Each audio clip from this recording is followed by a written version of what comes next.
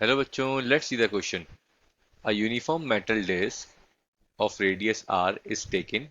and out of its a disc of diameter r by 2 is cut off from the end. The center of mass of the remaining part will be. First option is r by 10 from the center, second option is r by 15 from the center, third option is r by 5 from the center and the fourth one is r by 20 of the center. तो बच्चों अगर हम बात करें question की तो question में basically यहाँ पे हमको सपोज करिए एक डिस्क दे रखी है यहाँ पे हमको ये ठीक है जिसका रेडियस क्वेश्चन में बच्चों हमको कितना दे रखा है आर दे रखा है ठीक है ये आर हमको इसका रेडियस दे रखा है ठीक है अब आपने क्या किया इस डिस्क में से जिसका diameter basically R by two is cut from the end अगर diameter R by two cut किया है बच्चों तो इस डिस्क का जो रेडियस होगा वो कितना हो जाएगा बच्चों आर बाई फोर हो जाएगा कितना हो जाएगा बच्चों आर बाई फोर हो जाएगा तो सपोज करिए यहाँ पर इस पॉइंट को मान लीजिए अब इसका ये डिस्क का सेंटर है ये ओ मान लीजिए ठीक है अब सपोज करिए जो ये पूरी डिस्क थी इसमें से जब आपने इस पार्ट को निकाला तो इसका सेंटर ऑफ मास मान लिया सेंटर ऑफ मास जहाँ पे लाई कर रहा है वो आपने पॉइंट मान लिया C2 और जहां पर इसको निकालने के बाद जो रिमेनिंग पार्ट है बेसिकली जब आपने इसको निकाल दिया तब जो सेंटर ऑफ मास लाई कर रहा है वो हमने सपोज कर लिया कितना C1 ठीक है और इसके सेंटर से और इस C1 की डिस्टेंस जो बच्चों हमने मानी वो कितनी मानी S मान ली कितनी मान ली S ठीक है और यहाँ से बेसिकली ये वाला डिस्टेंस कितना है बच्चों अपने पास आर बाई फोर तो बेसिकली वो पूछ रहा है कि आपके पास की इस पॉइंट से जो सेंटर ऑफ मास लाई कर रहा है उसकी डिस्टेंस बताइए बेसिकली सेंटर ऑफ मास कहाँ लाई कर रहा है वो आपको पॉइंट बताना है बेसिकली ठीक है तो बच्चों यहाँ पे बेसिकली कंसेप्ट तो क्या लगेगा एक तो आप सेंटर ऑफ मास जो की कंसेप्ट की बात करें बच्चों हम तो जो आप की कंसेप्ट लगा सकते हैं एक तो आप सेंटर ऑफ मास का कंसेप्ट लगा सकते हैं ठीक है सेंटर ऑफ मास क्या कहता है एक वो पॉइंट जहाँ पे पूरी बॉडी का मास कंसंट्रेट होता है ठीक है एक तो आप सेंटर ऑफ मास का सीधे सीधे कंसेप्ट ला सकते हैं लेकिन जब आप इस टाइप का क्वेश्चन देखें बच्चों तो मैं यहाँ की कंसेप्ट थोड़ा डिटेल में डिस्कस करूंगा कि आप लॉ ऑफ मूवमेंट भी लगा सकते हैं बच्चों यहाँ पर ठीक है तो मेन जो की कंसेप्ट रहेगा वो आप लॉ ऑफ मूवमेंट लगाइए बहुत ईजी हो जाएगा आपके लिए उसको सॉल्व उससे सॉल्व करना है इस क्वेश्चन को ठीक है ओके बच्चों तो जैसे कि मैंने कहा आपको यहाँ पे आपको अप्लाई करना है law of movement you have to apply law of movement about O तो ओ के पॉइंट पर आपको लॉ ऑफ मूवमेंट लगाना है ठीक है तो लॉ ऑफ मूवमेंट क्या कहता है लॉ ऑफ मूवमेंट कहता है जो भी आपने डिस्टेंस आपको फाइंड करनी है सपोज करो जैसे यहाँ पे हम बात करें ये जो डिस्टेंस है आपके पास एस इस एस को किससे मल्टीप्लाई करना है बच्चों आपको इस एस को मल्टीप्लाई करना है आपको मास ऑफ रिमेनिंग डिस्क से मास ऑफ रिमेनिंग डिस्क से किसके इक्वल जो आपने बेसिकली पार्ट कट किया था तो उसका रेडियस कितना था आर बाई फोर डिस्टेंस थी कितनी डिस्टेंस थी आर बाई फोर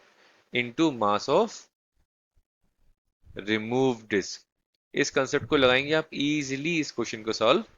कर पाएंगे बच्चों ठीक है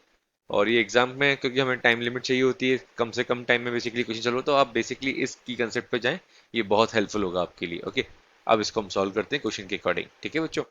तो यहाँ पे हम सबसे पहले यहाँ पे लिखते हैं एस जो बेसिकली हमको फाइंड करना है mass of remaining disc basically कितना होगा मास ऑफ रिमेनिंग डिस्क कितना होगा तो मास ऑफ रिमेनिंग डिस्क होगा बच्चों सिग्मा हमने यहाँ पे सरफेस डेंसिटी मान ली ठीक है अब जो यहाँ पर हम एरिया की बात करें तो एरिया निकाल रिमेनिंग एरिया निकालने के लिए कितना होगा ओरिजिनल एरिया कितना हो जाएगा इसका पाई आर स्क्वायर ठीक है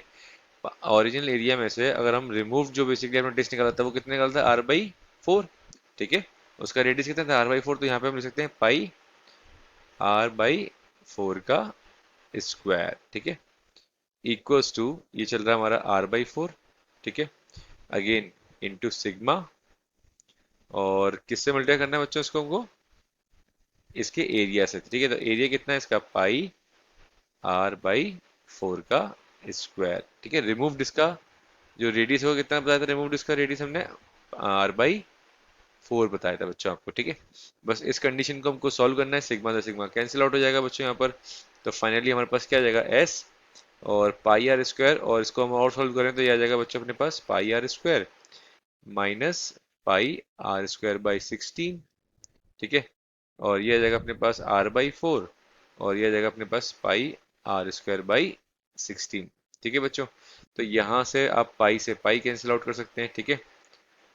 पाई से पाई कैंसिल आउट कर दिए यहाँ बचा आपके पास आर स्क्वायर यहाँ बचा वन पाई कॉमन लेके पाई से कैंसिल आउट हो जाएगा बच्चों, ठीक है। पाई कॉमन लिया हमने यहाँ पे, पाई से पाई कॉमन लेके यहाँ पाई कैंसिल आउट हो गया, ठीक है। तो हमारे पास बचा आर स्क्वायर कॉमन लेने का 1 - 1/16 इज इक्वल्स टू, सॉरी ये ब्रैकेट यहाँ पर ये मल्टीप्लाई में चल रहा है बच्चों, किसमें चल रहा है, मल्टीप्लाई में, ठीक है। तो यहाँ बचेगा हमारे पास आर बाई 4 इंटू R² / 16, ठीक है। हमको अल्टीमेटली निकालना क्या है बच्चों, एस फाइंड करना है। तो जब आप फाइनल कैलकुलेट करेंगे बच्चों एस, तो ये वैल्यू आ जाएगी अपने पास R/20। चेक करते हैं एक बार कितना आ रहा है। यस, R/20 हमारे पास ऑप्शन है। तो फर्स्ट ऑप्शन हमारा इनकरेक्ट है बच्चों,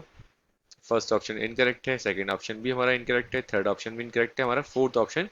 करेक्ट है। तो हम कह सकते हैं बच्चों हमारा करेक्ट ऑप्शन है फोर्थ। क्योंकि यहाँ से हम जब इसको सॉल्व किया तो हमने हमारे हमारे पास जो वैल्यू आई है इसकी, जो हमने यहाँ पे डायग्राम में आपको शो भी किया हुआ है, ये जो हमें एस फाइंड करना था, तो इस एस की वैल्यू कितनी आ गई बच्चों हमारे पास,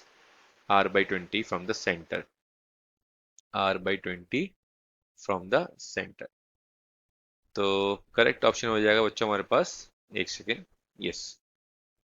तो करेक्ट ऑप्शन हो जाएगा बच्चों हमारे पास, ऑप्शन चेक कर लेते हैं, फोर्थ ऑप्शन हमारा करेक्ट ऑप्शन हो जाएगा बच्चों, ठीक है।